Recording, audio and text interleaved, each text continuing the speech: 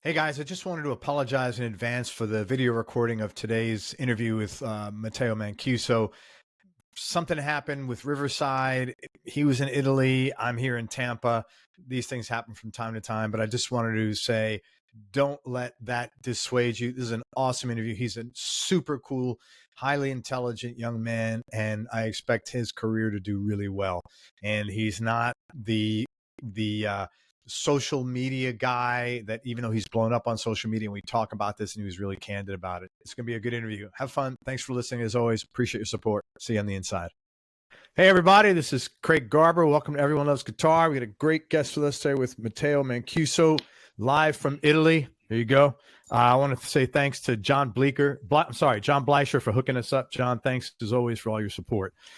Real quickly, I'm sure you've seen Matteo online. If you haven't, let me give you his background. He's only 26. You're younger than like 2 out of my 3 kids. This is really funny.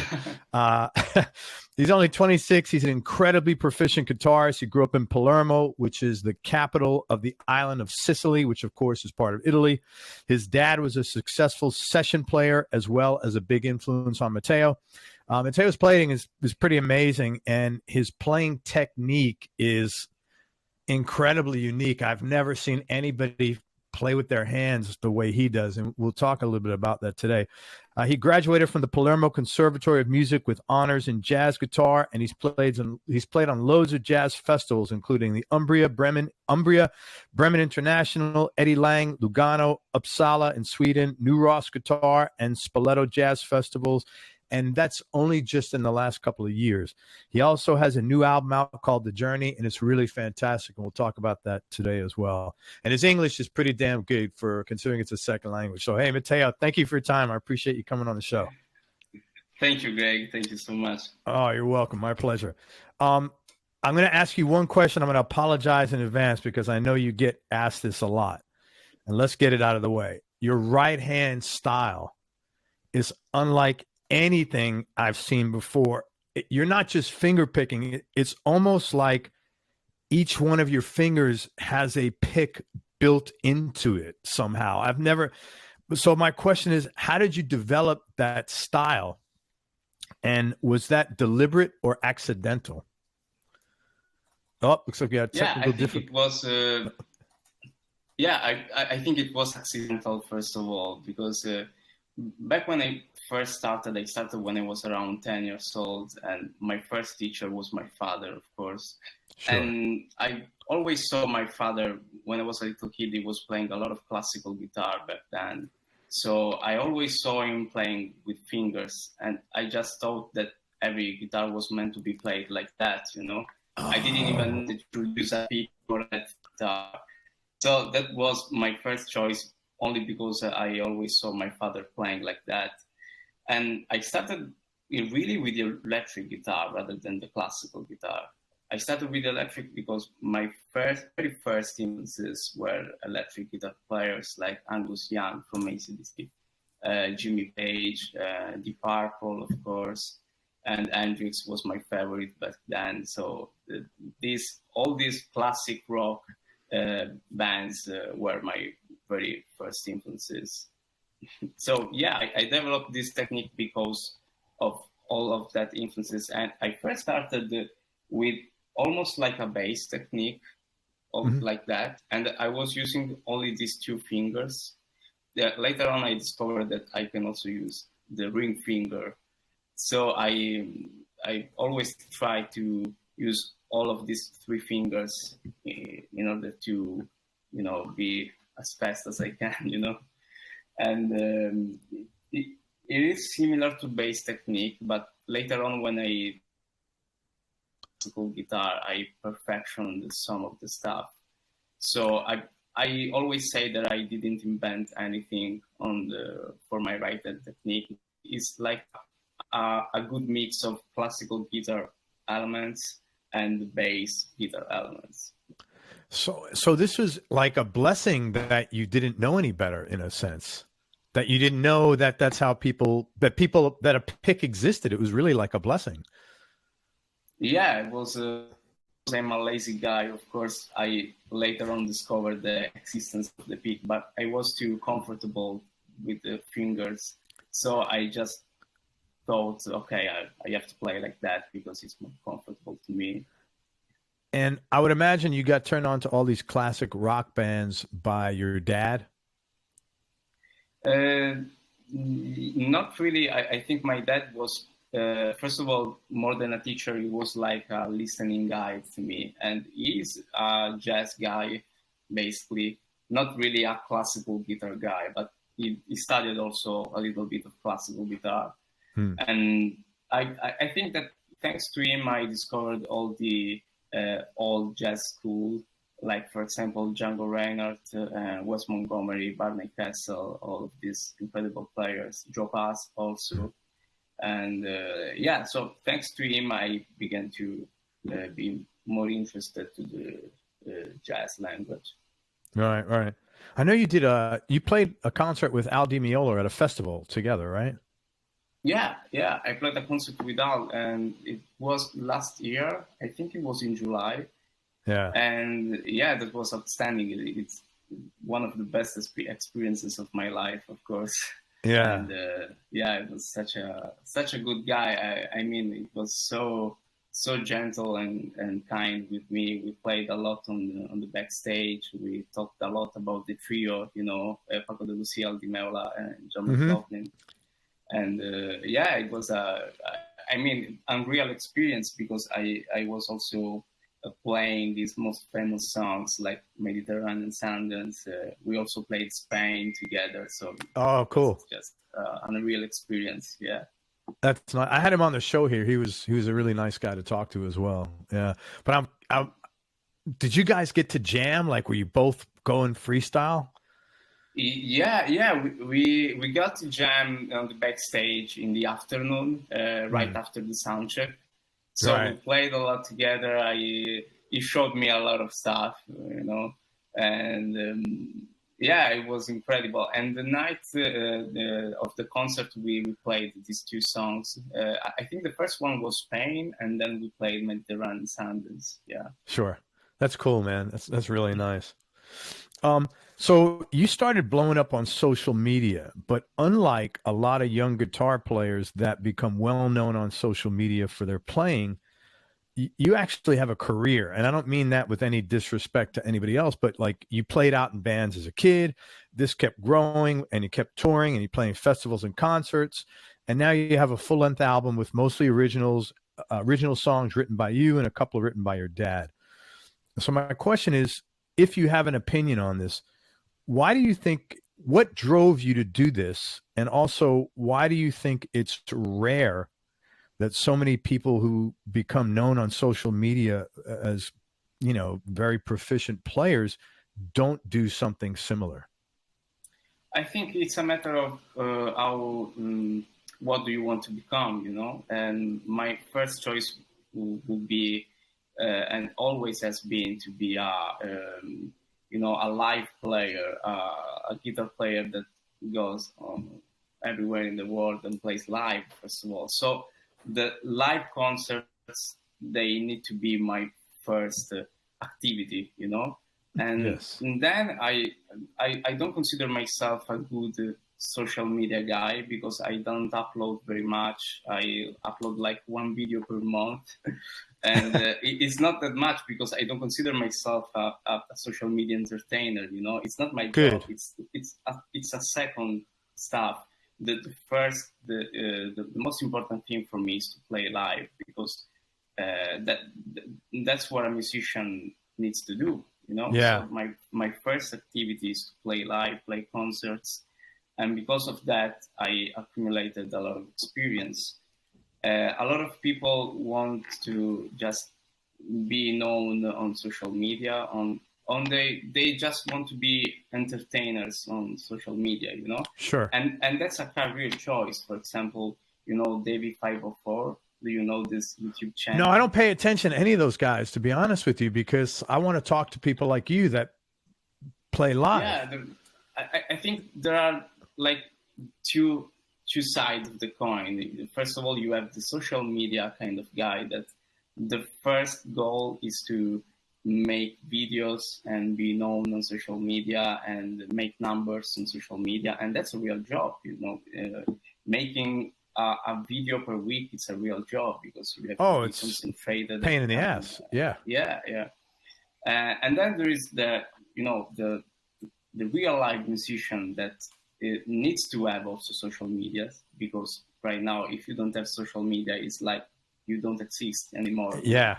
So you need to have social Very media, true. even if you're not a social media guy. So, but of course, my first goal is to play live. The main activity for me, it needs to be always playing live with people and being part of the musical activity. You know, I don't want to be just a social media presence. You know? Good for you, man. I give you credit because it's very easy to fall into that, I think. And I think the path you're taking is more difficult, but I got to believe it's more connected to your soul. As you said, you know, that's what you want to do, play live. So yeah, I think it's also more connected to the real job as a musician. Yes. You know?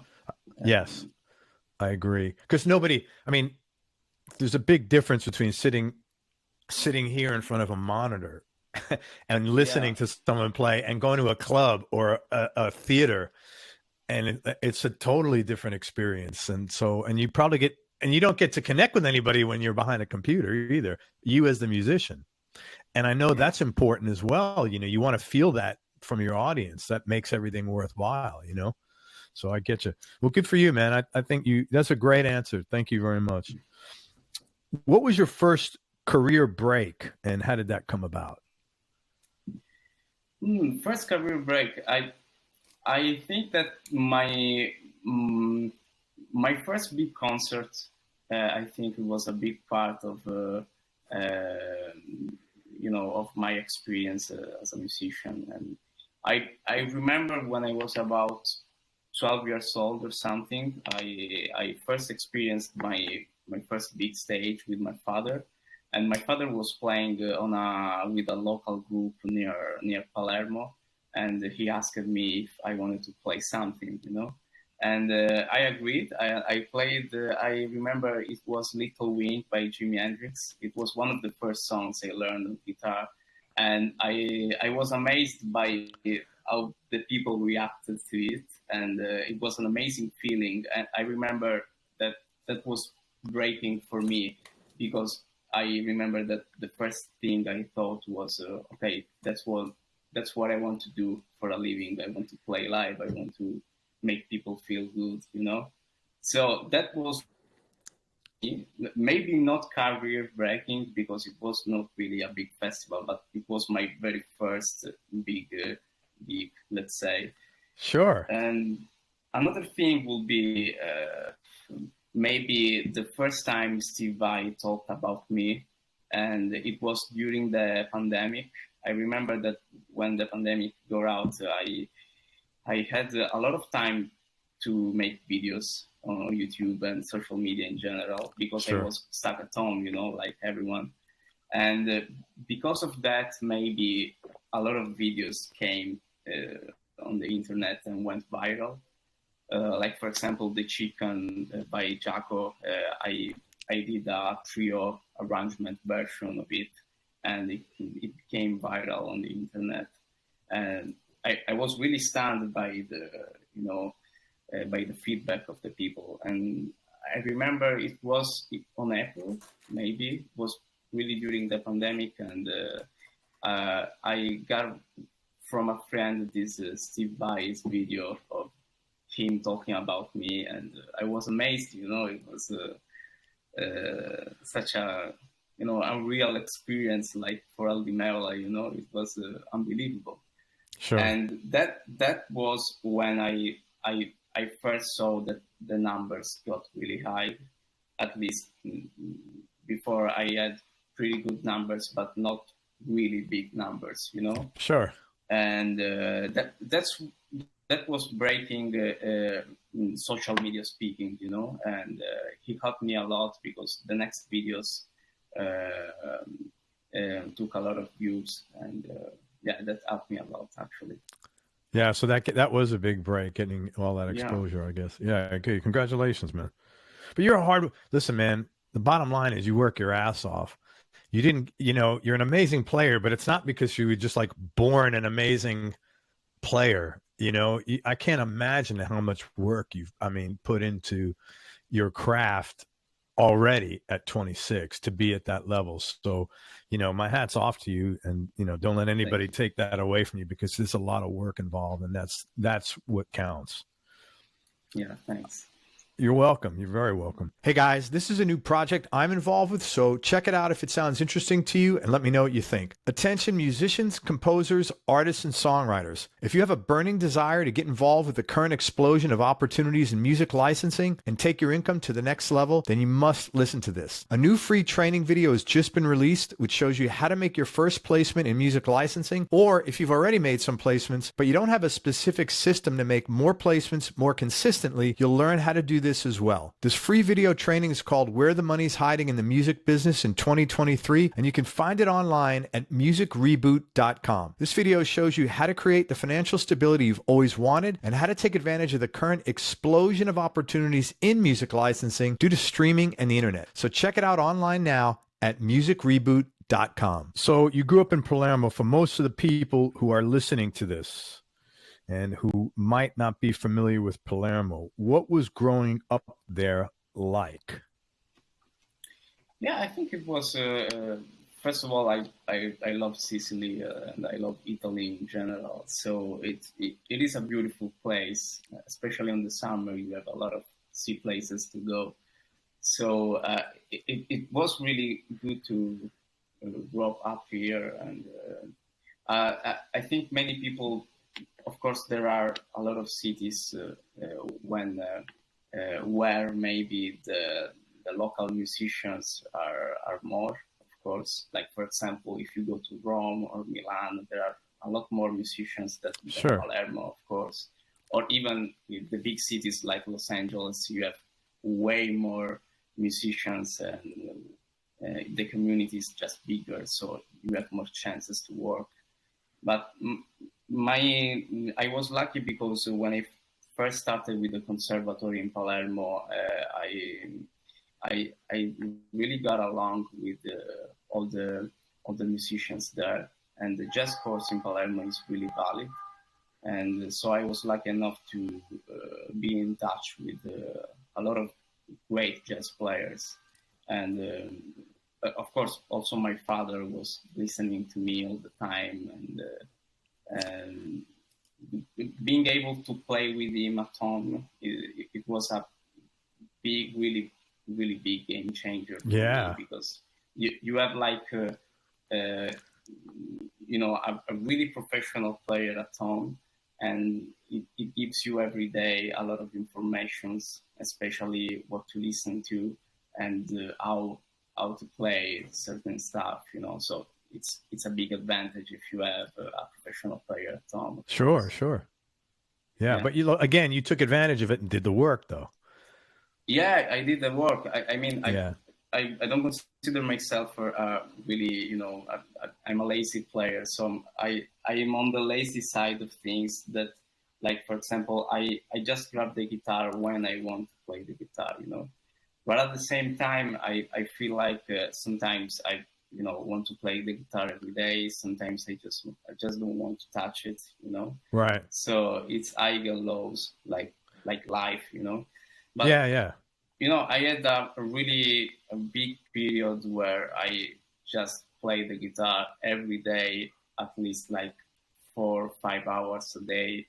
And I think the important thing to me is not to put a lot of hours, but just to be efficient in what you do. You know, you have to play guitar every day, even if it's only for 1 hour. But if it becomes, you know, a natural thing to you during the day, that's when you will achieve something. So it needs to be like, you know, drinking water every day, and just it needs to be the same with the guitar, I think. And so yeah, it needs to be. You need to practice a lot, even to keep your level. You know, if I have to keep my level of proficiency, I have to practice a lot. Otherwise, I will, you know, be rusty.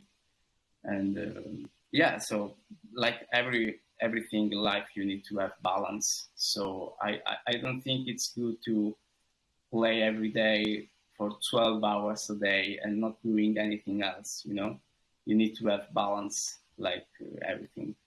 Yeah, that's good. That's a good. I think that perspective is easier attained outside of America. I think in America we are very geared towards production and work. And I think it's so hard. I mean, you hear everybody talking about how do I get balance in my life? And I notice in other parts of the world, you naturally have balance in your life, family, just there's things about life that are more important. And I think it's drilled in, through ages, the parents and family and stuff like that. And, but it's good to hear that you are aware of that, because it's important, especially the older you get. If you're out of balance, your life's pretty shitty. So yeah, and also it needs to be fun as always. Hell yeah. Yeah, you don't need to grab the guitar because you have to. You need to grab the guitar because you want to play. So yeah, that's my number one goal for me. It was interesting. I was watching a documentary. It was kind of new on Charlie Parker, and they were interviewing some modern day saxophone players and just jazz players in general. And there was I think a guitarist there, and he said, "I never say I'm going to go practice my guitar." He said, "I always say I'm going to go spend some time with my guitar." And I thought of that, and when you say that I'm going to spend time with my guitar, there's a different connection about your intention than I have to practice my guitar, and I've been doing that myself. I only saw this a week ago, and it's a lot easier to then go pick up your guitar. You want to spend time with it. It's not work. It's fun, like you just said. So I agree with you very much there. Let's talk about some of the songs from your new album, The Journey. Start with Open Fields.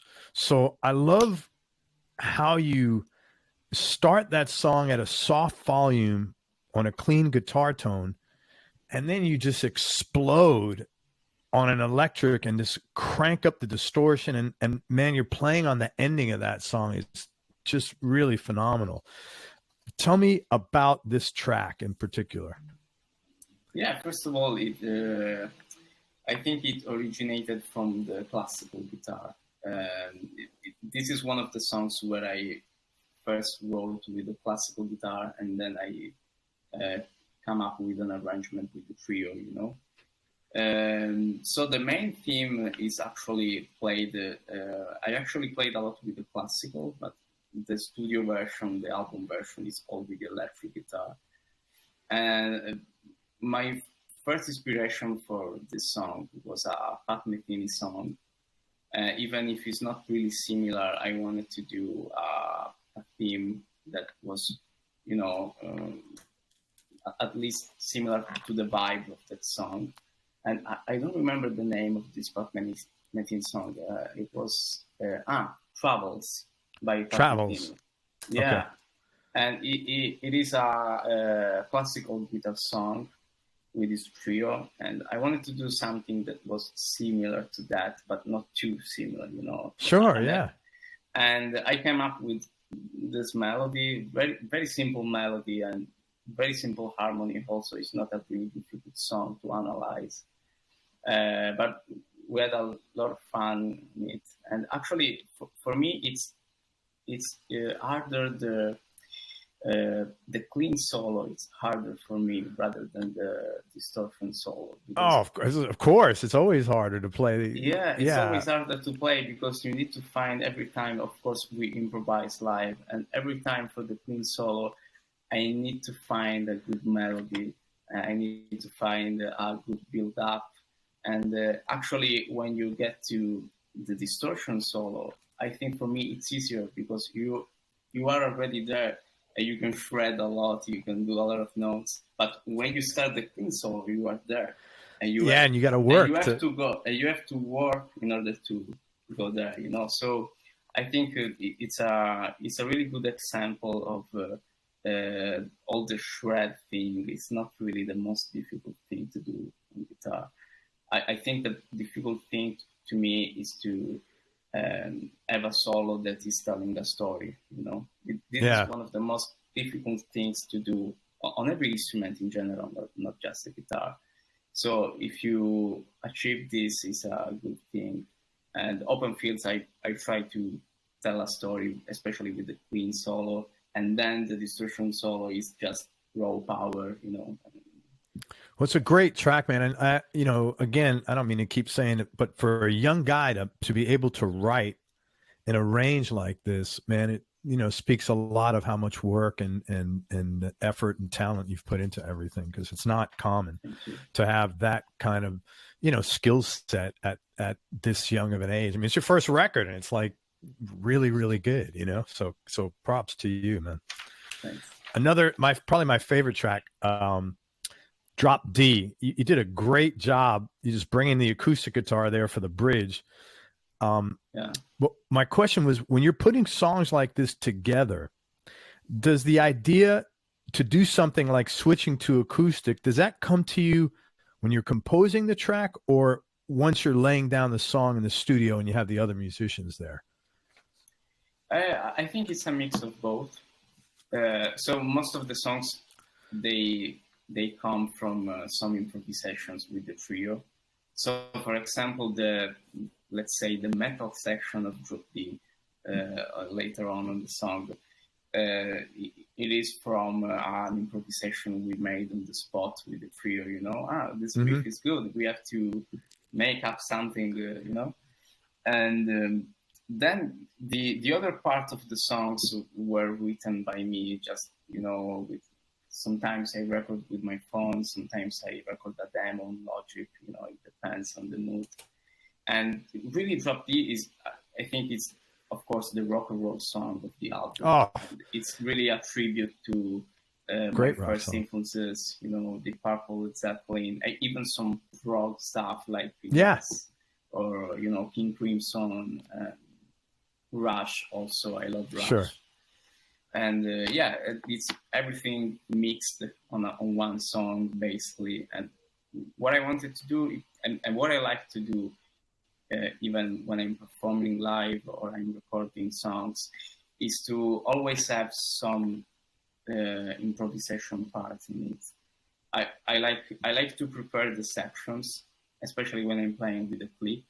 But even if I'm playing with a click, there needs to be some section, some improvised sections. Otherwise, it will sound too, it will not sound spontaneous.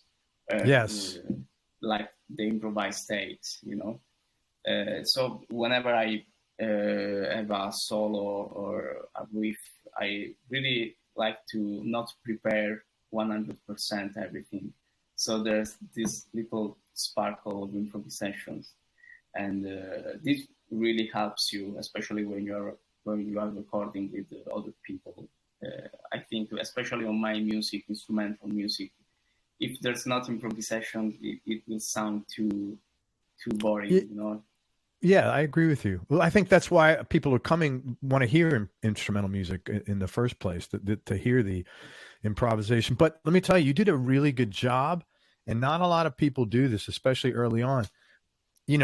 A lot of guys that are solo guitar artists, or even with a trio, they make an album and it's just like solo masturbation for 10 tracks nonstop. They forget, I need a melody here, I need a chorus, I need a verse.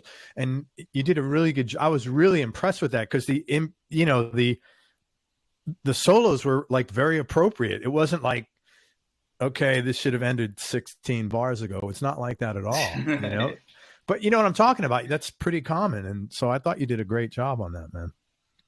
Yeah. And also because I hate the feeling of like you have to take a long solo, and by the 16th chorus, you finish your vocabulary, and I hate this feeling.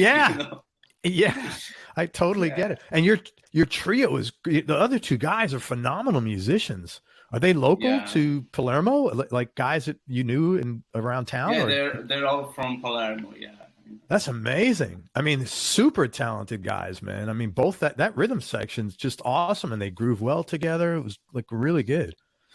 You got a track on there, the title track, The Journey. It's a beautiful acoustic song, and I think it's a perfect track to close out the record with. Any backstory to that one?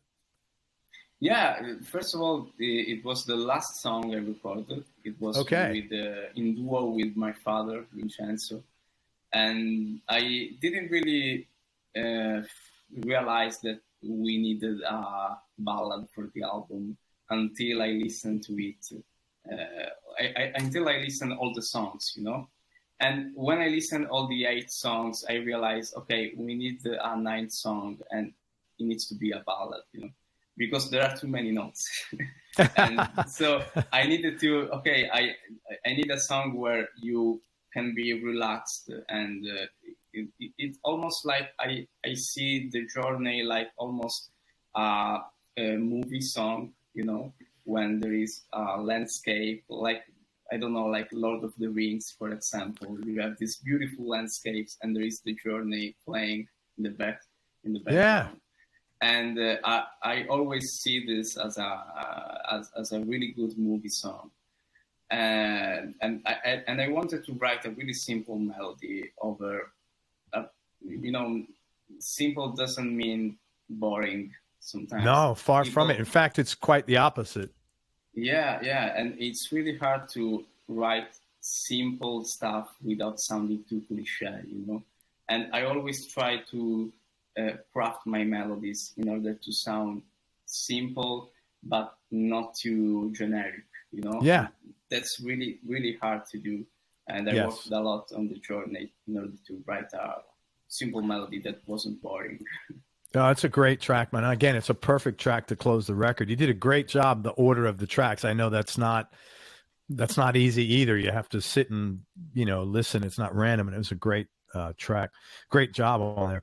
What was the most challenging thing? This is your first record. What was the most challenging thing for you about putting it together? Yeah, I think maybe first of all, I recorded everything on my home studio. Okay. And the thing that I like about the home studio is that you have a lot of time to record and play and try stuff. And on the opposite side, you have too much time, and maybe you procrastinate a lot because of that. And Sure. when you have a limited amount of time, you kind of have more energy on yourself because you know you have to finish, and you force yourself to be concentrated. Interesting. And sometimes I think you are more productive if you have deadlines rather than you know, unlimited amount of time. Yeah. And that was one of the downsides of recording at home, you know. And it's good because you can work a lot on your arrangements. You can work a lot on the sounds and all of that stuff. But sometimes it's good to, especially on the jazz songs, just record a couple of takes and decide what take is the best, and that's it, you know. And I really like this side of things. Like, for example, Blues for John was the very first take we recorded, and that was the take for the album. That was the first take, yeah. That's great. Then we recorded a lot of other takes, and they actually were better in terms of technique. They were a little bit more cleaner, but the first one was like more raw power, you know, more energetic. And you need to have both, you know. And I think that the hard thing was the realization to stop and keep the take, and not always chasing perfection, you know, because perfection doesn't exist. So that was an hard thing to do for me. Man, it's so good that you're aware that perfection doesn't exist, because you don't usually learn that lesson till you're older in life. But you're right. And it takes a lot of pressure off you when you learn that lesson. Like, good is good enough, you know? Yeah. And that's great. So it sounds like you really learned a lot putting this first record together in so many different aspects. Yeah, I learned a lot of things. Yeah. That's great, man. That's great. That song, I like that song, Blues for John. Your dad wrote that, correct? Yeah. We actually wrote that together. I think he wrote the A section, and I wrote the B section, and then we got along with the Who's John? and stuff. John is John McLaughlin. It's that's what I thought. To John McLaughlin, yeah. Yeah, that's what I thought. Okay. Tell me, all right, man, thanks for sharing all this stuff. That's a great first record, man. It really is. And congratulations to you for all the hard work you did putting it together. Tell me something in general that you thought would be difficult to do, but in reality, it turned out to be much easier to do. Could be music, could be personal, whatever you would choose. Ooh, I have to think about it, you know. Oh, no, that's not an easy question. Yeah, that's not an easy question, yeah. I think what I thought it would be hard, but it actually became easier with time, is to, you know, get along with the mistakes you make live. And I used to think about mistakes like the thing to avoid at all costs, especially when you are playing live, you know. But I learned that people don't really want to hear the perfect execution. They just want to hear energy and participation, especially when they when feel you want it. to play live. Yeah, and I want you to not really keep you know, of course you have to play good when you're playing live, but the execution is not your number one priority when you're playing live. Execution is one of the important things, but the most important things, and I think that's why people want to see live concerts, is the energy and the musicianship that comes from it, you know. So Definitely. where you have a lot of interplay, a lot of improvised stuff. Of course, there are mistakes, but it's alive, you know. It's first of all, it's more honest. Definitely. And people can hear that. And then it's, if you have fun on the stage, and if you don't let your mistakes, guide you into a bad mood, you will realize that playing live is more about feeling rather than execution. And that's a thing I learned. And once you learn that, it became easier playing live, I think. Dude, you are smart beyond your years, man. I like what you said. Playing live is more about feeling than execution. Yeah, that's important. I used, even 2 years ago, even last year, I played a little bit different when I was playing live. I was paying attention at the right notes, and I was paying attention to be on time and all of that. Now I pay more attention to the concert in general, and I know sometimes I speed up some things, but because I don't want to think that, oh, I have to keep time in a good way. I have to, if my mind want to speed up the things, or want to slow down, or want to play this thing differently, and then I have to follow this instinct, and it's right better on for the life situations. Yeah. Excellent, man. You're young, so this might not apply to you, but have there been any low points or dark periods you've had to deal with in life? And if so, how'd you get through them? Yeah, sure. That was a period where I didn't play guitar for almost a year. And oh, wow. That was when I was around maybe 15 years old. And that was not really a dark year, but musically speaking, not really a productive year, because I lost a year at the high school, and at the musical high school, and I had the lowest grades in classical guitar. Oh my God! Wow. Yeah, because I didn't feel like that was my my way, and I just didn't have enough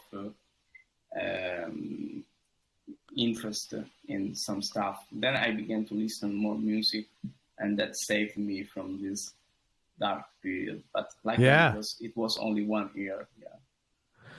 Yeah, that makes sense though. I mean, when you're being forced, you're essentially being forced to play music that you just don't like. Yeah, yeah. I mean, that's a normal reaction to say, the hell with this. This is not my thing. Yeah, that was the first year I began study classical guitar, and I was hating classical guitar because there were a lot of rules. And first of all, you always play alone. You don't play with people. And the thing I love the most about music is that you are able to play with people. Yeah. And classical guitar is always solo guitar, always things where you have everything written on paper, no improvisation at all. And I didn't like that word, so that's why I isolated myself a little bit from music. Good for you. Plus, you're 15. That's a rebellious time. You don't give a shit. You do what you want to do, and you're supposed to, man. That's what those. It's weird. Everybody says, "Oh, your teenage years are the best years of your life." I don't know anybody who feels that way. Teenage years suck. They're difficult. Everybody feels like they're alone and like they're different.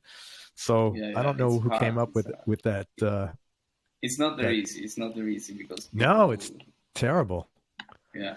And as a parent, when your kids become teenagers, you're just waiting for this period to end. It's just so difficult, man. I got to tell you.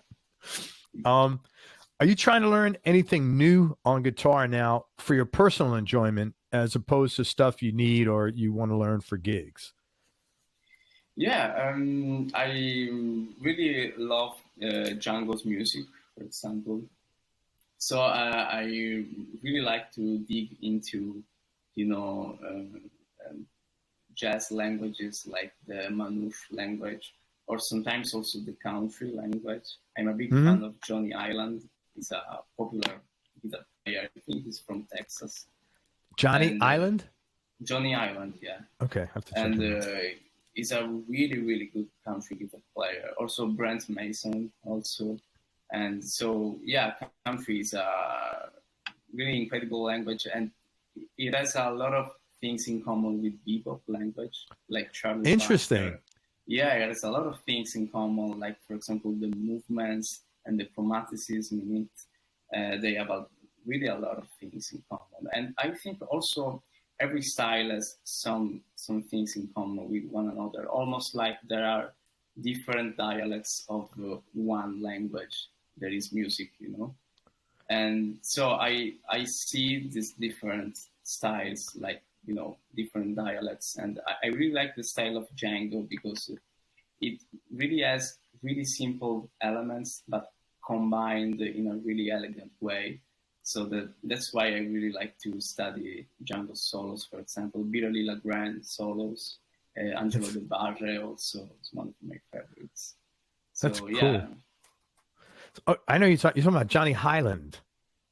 Yeah. H. Yeah. I had both him and Brent on the show here quite a while ago. Yeah, they're both incredible players. Yeah. And really good players. Okay, so what, we talked about how much effort you've put into, thousands and thousands of hours. What aspect of your playing have you worked hardest at from a technical standpoint? I think from a technical standpoint, I think one of the hardest things to do for me was the synchronization of, right and left hand, especially on some stuff. I always say that playing with fingers has advantages and disadvantages, of course. I think that one of the disadvantages would be that playing with fingers on the same string is actually harder than playing with a pick on the same string, Interesting. And for example, all the Yngwie Malmsteen runs or Paul Gilbert runs, like 3 note per string shred stuff, are actually easier with the pick, because my rule for me is that the pick is easier if you don't change strings. Like if 2 note per strings, 3 note per string, symmetrical stuff, the movement you make with the pick is actually easier. than the fingers. So playing like, for example, 3 notes per strings, ring, middle, and index on the right hand is really difficult. It's a lot of work for work. Yeah, I could see what you're saying. Yeah, so the synchronization is really important if you want to get good at these things. And also, I think that nails are a big part of my sound. And yes. The disadvantage with nails is that if you consume or you break your pick, you just change it, you know. If you consume or break your nail, you cannot just change it, you know. So I try to keep them very short so they don't break easily. And I always have them all the same length, you know, because the feeling needs to be the same with all the fingers. So that's sometimes it's a pain in the ass, you know. Interesting. You have to. I use this one, for example. Yep. In order to file the nails a little bit. Sure.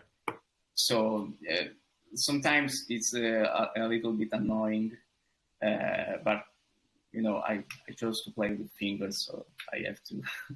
Yeah. So it's a really hard thing to do if you want to have, especially if you want to have the exact same sound with all the fingers. Like for example, I used to have a darker sound with my thumb and a brighter sound with all of these 3. So sometimes I try to came up with some different nail length in order to catch up with this, because of course I want a even sound with all the fingers, you know. So that's the hard thing to do as opposite with the pick. You just change your pick and that's it, you know. That's really interesting, man. There's a lot of different, you know, subtleties about your ability to master this based on your particular skill sets. It's really interesting. I never would have thought of that. Yeah. All right, let's talk about gear for a minute.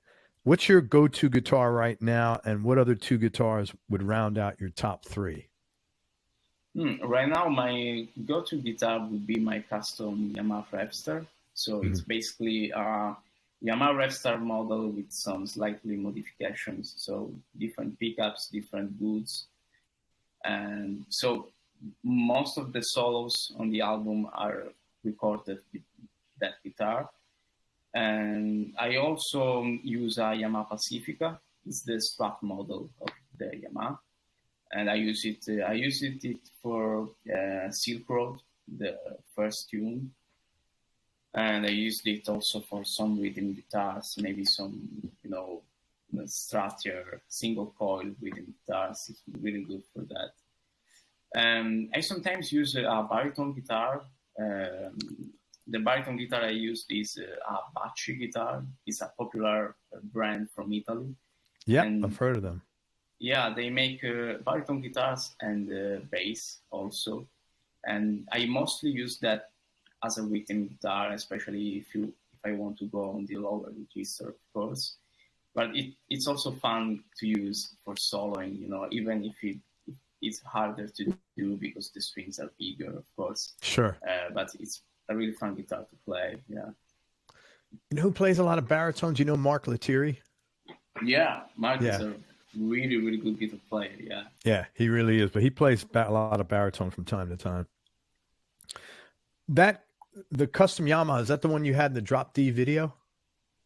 No, that one is a professional, Yamaha Revstar Professional. The custom one is this one here. Yeah, let's see that bad boy. Ah, it's beautiful, man. So it's not really, it's similar to a professional Revstar. He has some slightly modifications, like, for example, these locking tuners. Okay. And these are Lawler Imperial pickups. It's a company. I got to tell you, I have Lawler P90s on one of my guitar. The most amazing pickups I've ever heard. I mean, I haven't tried any of their other pickups, but I got to believe they're phenomenal. Yeah, they're really good humbuckers. And then I have this plastic thing. Yeah, what is that? And it's just to hold my thumb when I'm playing like that, you know. Oh, that's really cool, man. Yeah. So it looks like it is something strange, but in reality, it's just No, that makes a ton of sense. That's a great that's a great asset to have on there. That probably makes your life much easier. yeah, it's really comfortable to play because of that. So That's yeah. awesome. Very cool, man. When you made that drop D video, it looks like you were having so much fun out there. Was it a fun experience? Yeah, it was a fun experience because it was my very first playback video. Oh, Because cool. we didn't really play live, of course. We used the recording of the album, even for the other official videos. So I was having trouble remembering the solo. I So bet. most of the takes were taken out of the official video because it wasn't corresponding with what I was playing, you know. So it was fun because of that. So having to fake for the first time Sure, my sure. playing was really strange. So, but we had a lot of fun, especially the drummer was having a lot Oh, of he was, troubles. yeah. Yeah, but That was, we had fun because of it. Yeah. that's very cool, man. You know what? Just to make you feel better, I can't tell you how many guitarists I've had on the show that have said to me, "Yeah, I forgot my solo, and I had to go back and listen to the record." So this is a more common thing than you might think. It's pretty common for Yeah. lots of people, man. Especially when you have the dexterity that you have, you're going to go off in places. There's no way you can remember it without listening to the record. It's not possible. Uh, you're equal. This is really rare about you that you're equally skilled and comfortable playing jazz, rock, classical, and fusion. Not too many people could shift from like a jazz groove into the level of rock. You're playing like a rock guy when you're playing rock. You're not playing like a jazz guy playing rock. You're playing like a rock. You know what I'm saying? Like you got rock in your soul. Maybe give me a couple of like your heroes in some of those genres. Just curious. Yeah. One major influence will be Eric Johnson, of course. Okay. Eric is one of my favorite players, and especially when you listen to my tone, is really similar to the Eric Johnson world. Even if I don't use a fuzz for my distortion, but I always try to get a distortion that is not too on the high end, and it's more on the mid. So it's like more a darker tone, Mm-hmm. and that's what I like about Eric tones also. Eric is one of my major influences, or my pentatonic stuff are stolen from Eric Johnson and Joe Bonamassa also. So these are the rock and roll influences, of course. Then I listened a lot to the fusion guys like Frank Gambale, for example, Alan Ellsworth, one of my favorite players, Scott Anderson. Scott is the perfect example of a jazz guy that can really rock out, that can really do especially the blues stuff. Scott is really one of my favorite players. And Alan, of course, he influenced me in a lot of ways. And Alan was in another world, Alan Ellsworth. You almost sense that he's not a guitar sometimes. You sometimes listen to Alan and you don't realize that was a guitar playing. I remember that the first time I listened to Alan, it was a mind-blowing experience. And yeah, then of course, when I got to the conservatory, I began to listen the more traditional jazz stuff like Charlie Parker, Coltrane, and Django Reinhardt a lot. So all this traditional jazz stuff came into my vocabulary, of course, because I transcribed a lot of solos, and that was a big part of expanding my vocabulary, of course. Of listening to those solos and like a Charlie Parker solo and transcribing that. Yeah, that's gotta be. Transcribing that. Also some Joe Pass stuff. Yeah. Yeah. It's really good also for your ears. It's ear training. Training. Yeah. Thank you. Do you have tell me your top 3 favorite CDs in no particular order and just for this minute, because I know that changes all the time. Yeah. I think the first one that comes to my mind would be Heavy Weather by Weather Report. Mm-hmm.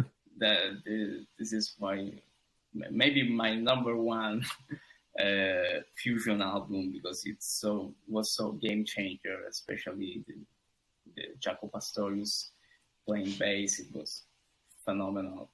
And then I think Led Zeppelin 4, it was the album I listened the most when I was a kid. Great record. Yeah. Phenomenal. What's there to say, you know? Yeah, you cannot just say anything about Led Zeppelin 4. It's just a phenomenal album. Pretty amazing, yeah. Yeah. And another one, it's not really well known. It's Face First by Tribal Tech. It's a by band. who? It's by Tribal Tech. It's Tribal Tech. Yeah, I became to know Tribal Tech thanks to Scott Anderson, and it was my very first fusion record, let's say, where the guitar was the protagonist.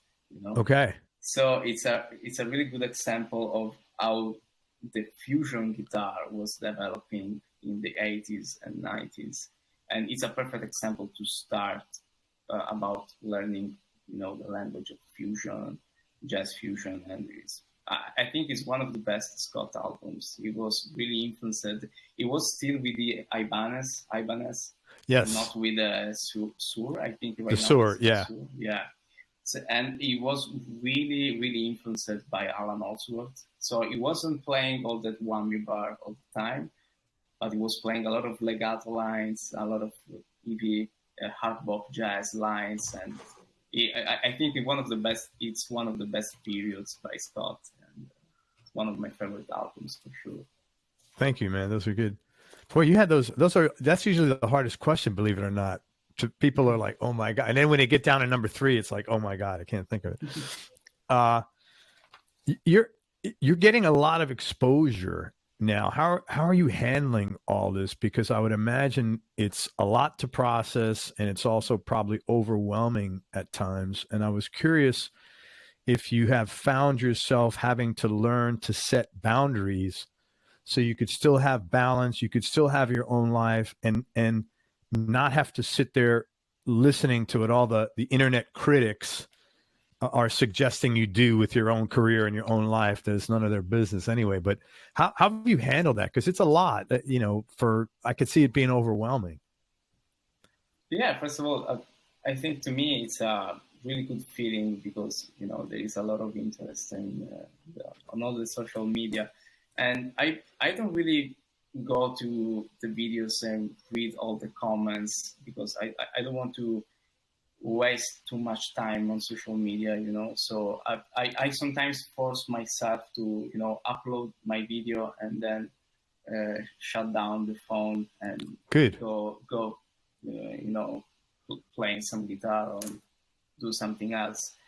So I think it's a good feeling, but at the same time you feel more responsibility, you know. So I think that I do now is that sometimes I force myself, even if force is not the right word, because for me it's always about having fun, but I always try to play every day because I want to, you know, that I want that my chops are good because this year is the year where I play the most live.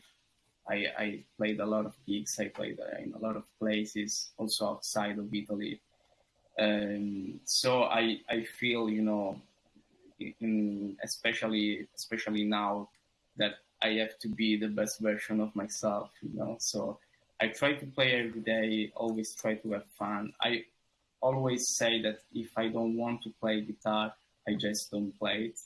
And I go listen to some music and something else. But I try to play at least 2-3 hours every day. Oh God, that's a lot every day. Yeah, it's a lot, but it's fun and it's you know, it's rewarding. Yeah. Tell me one event that happened to you, not musical but personal. But if this one event had not happened, you wouldn't be the person you are today. I think the encounter with my girlfriend, I think. Good for you, man. Yeah, because not because of the relationship, but also because how I grow as a man, and especially how I managed to do all the things while having a girlfriend, you know. Good for you. Because yeah, I think it's a really, really good thing, of course, if you find the right person. Yeah. And if you try to find balance, you will achieve a lot of stuff. Yeah. Awesome, man. Well, I hope you have that feeling for the rest of your life with her. That's nice. Thanks. This is a tough question. What do you like most about yourself? What I like the most about myself, uh, I don't know. I think the capacity of you know, I always try to stay relaxed, and somehow it came an easy thing for me, even if I have some big concerts going on, even if I had to play with Aldimiola last year, you know. Right, right. I always, I don't know why, because there are some people that are more anxious, there are some people that are less anxious, of course, but I somehow managed to, you know, stay calm and relaxed, even in I cannot say that in English. Even in the middle of it. Yeah, even in the middle of important situations. That's what I like the most about me. I'm always calm and relaxed, and I try to have fun as always, you know. And that's really, now that I know more about the music industry, this thing is not taken for granted. You know, there are people that are playing live, like 15 years of playing live, and somehow are still anxious about it. And I likely don't have this kind of issue, so that's a Good. thing that I like about myself. Yeah. Good. You probably live a lot longer because you're relaxed. Trust me. Tell me something about yourself that people might be surprised to hear, or they might find it a little odd. And I'm not studying as a lot as people think, you know. I consider myself a lazy guy, you know, and often people on the internet, they write that I study like 12 hours a day, or I sleep with my guitar, you know. It's not really like that. As always, I try to have balance, and I try to, you know, of course I play guitar every day, but it's not always my my first idea that comes to my mind, you know. There's more to you than just your guitar, I think is what Yeah, you're saying, yeah. right? Yeah. I think I'm actually lazier than people think. Yeah, I try Yeah, to but you know, procrastinate a lot. Yeah. but when you work hard, your um your viewpoint of lazy is very different than someone who doesn't work hard to begin with. You know what I mean?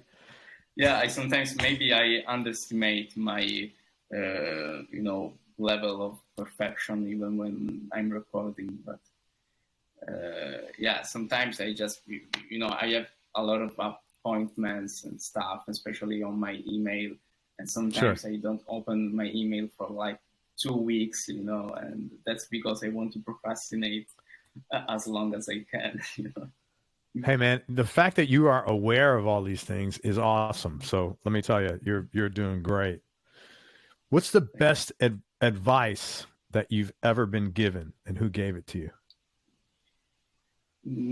I think that my father once told me that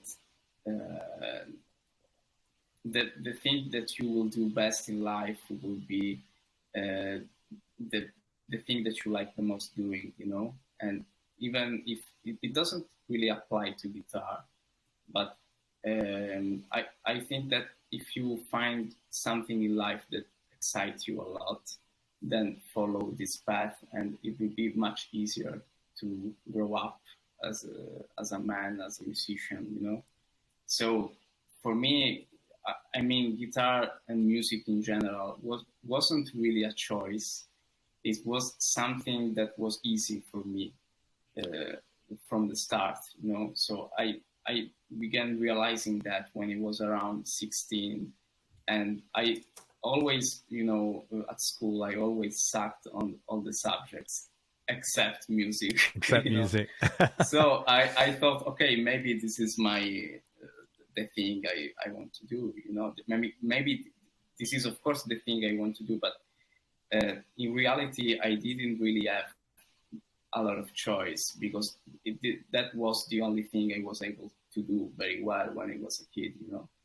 Good for you. Yeah. Do you have any hobbies outside of music? Yeah, I like to play a lot with my friends, football, soccer. Soccer. Yeah, I knew you were going to say that, man. What European doesn't want to? That's the answer for every European is football. You know. Yeah, because it's so I know popular. There's American football and European football. I know. Yeah, yeah. So yeah, European football is called soccer in America, Yep. right? Yeah. Yeah, I try to play once in a while. I don't play that much anymore, and because I in some cases I don't want to hurt myself, you know. Oh yeah, man, you got these things, man. Yeah. So yeah, last year I played a lot, but this year not that much, because I wanted to focus more on guitar, of course. Sure. But I like to play sports in general. I have a kayak at home, and I use it for the sea, of course. Oh, that's cool. So where do you kayak there? Is there lakes, or do you go right in the sea? No, it's actually not for the salty water. It's for the river. But I use it for the salty water because we don't have many rivers here. I wouldn't think so. Yeah. Yeah, and it's two. You have two seats, so it's for two people.